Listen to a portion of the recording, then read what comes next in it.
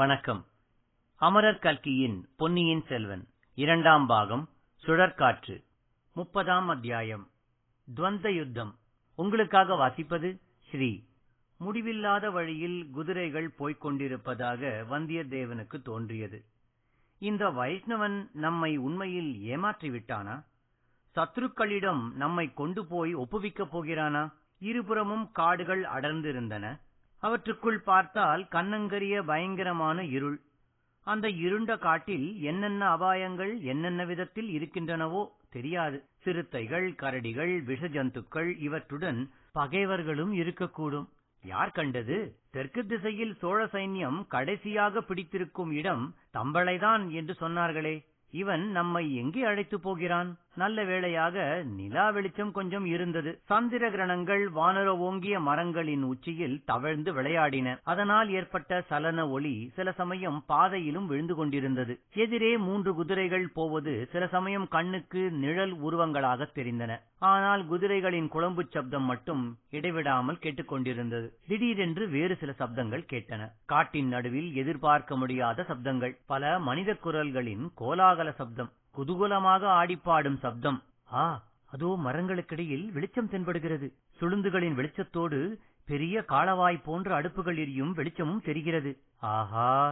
இந்த காட்டின் நடுவே தாவடி போட்டுக்கொண்டு குதூகலமாயிருக்கும் வீரர்கள் யார்?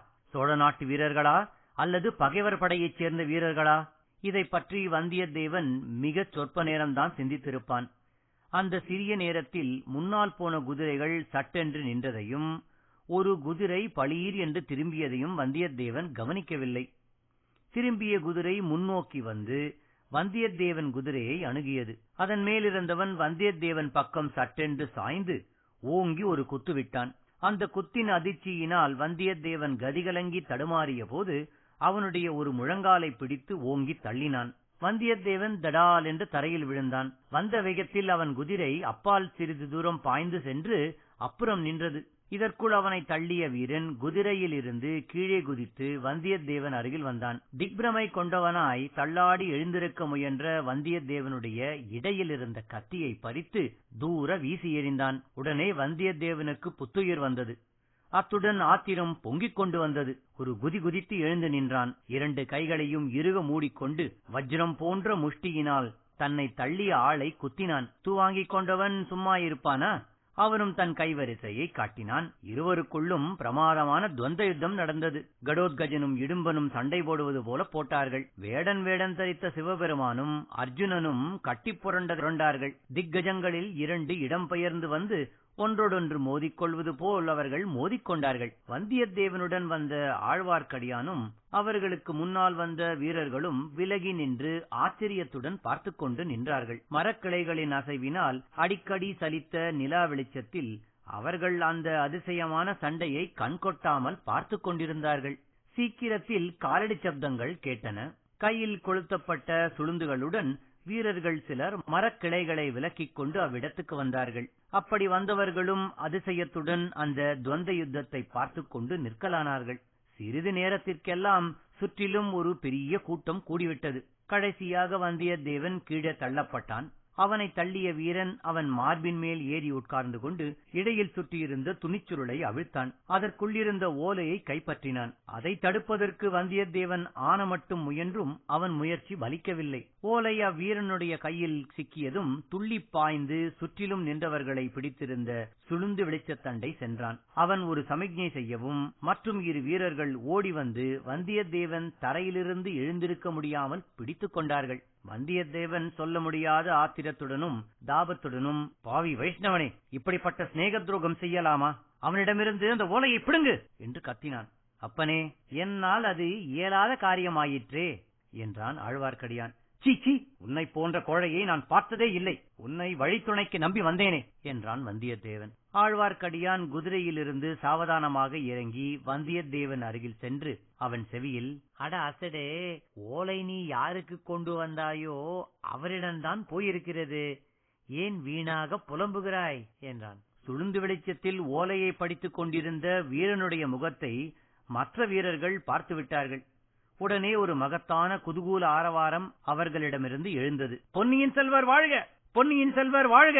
அந்நிய மன்னரின் காலன் வாழ்க, அந்நிய மன்னரின் காலன் வாழ்க, எங்கள் இளங்கோ வாழ்க, எங்கள் இளங்கோ வாழ்க, சோழகுலத் தோன்றல் வாழ்க, சோழகுலத் தோன்றல் வாழ்க என்பன போன்ற கோஷங்கள் எழுந்து அந்த வனப்பிரதேசமெல்லாம் பரவின. அவர்களுடைய கோஷங்களின் எதிரொலியே போல் மரக்கிளையில் தூங்கிக் கொண்டிருந்த பட்சிகள் விழித்தெழுந்து இறகுகளைச் சடதடவென்று அடித்துக்கொண்டு பலவித ஒலிகளைச் செய்தன. இதற்கு முன் வந்திருந்தவர்களைத் தவிர இன்னும் பல வீரர்களும் என்ன விசேஷம் என்று தெரிந்து கொள்வதற்காக திடுதிடுவென்ற சப்தத்துடனே மரம் செடி கொடிகளை விலக்கிக் கொண்டு ஓடி வந்தார்கள்.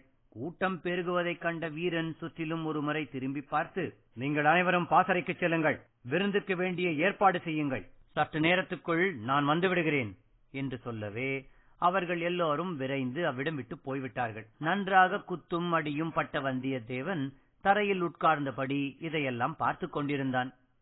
உடம்பில் அடிபட்ட வலியெல்லாம் மறந்து விடும்படியான அதிசய கடலில் அவன் மூழ்கியிருந்தான். ஆஹா, இவர்தானா இளவரசர் அருள்மொழிவர்மர்? இவர் கையிலேதான் எவ்வளவு வலிவு, என்ன விரைவு! குட்டுப்பட்டாலும் மோதிர கையால் குட்டுப்பட வேண்டும் என்பார்களே, குத்துப்பட்டால் இவர் கையினால் அல்லவா குத்துப்பட வேண்டும்? இவரிடம் அர்ஜுனனுடைய அழகும் கம்பீரமும் இருக்கிறது, பீமசேனனுடைய தேகபலம் இருக்கிறது, நாடு நகரமெல்லாம் இவரை போற்றி புகழ்வதில் ஆச்சரியம் ஒன்றுமில்லைதானே என்று எண்ணமிட்டுக் கொண்டிருந்தான். இந்த கதைக்கு பெயர் அளித்த அரசிளங்குமாரரை தமிழகத்தின் சரித்திரத்திலேயே இணை யாரும் சொல்ல முடியாத வீராதி வீரரை, சோழ மன்னர் குலத்தை அழியா புகழ்பெற்ற அமரர் குலமாக்கினவரை, பின்னால் ராஜராஜர் என்று பெயர் பெறப்போகும் அருள்மொழிவர்மரை இவ்விதம் சமயமில்லாத சமயத்தில் அசந்தர்ப்பமான நிலைமையில் ராஜகுலச் சின்னம் எதுவும் இல்லாமல் நேயர்களுக்கு அறிமுகம் செய்து வைக்கும்படி நேர்ந்துவிட்டது. இது நேயர்களுக்கு சிறிது மனக்குறை அளிக்கக்கூடியது இயற்கைதான். ஆயினும் என்ன செய்யலாம்?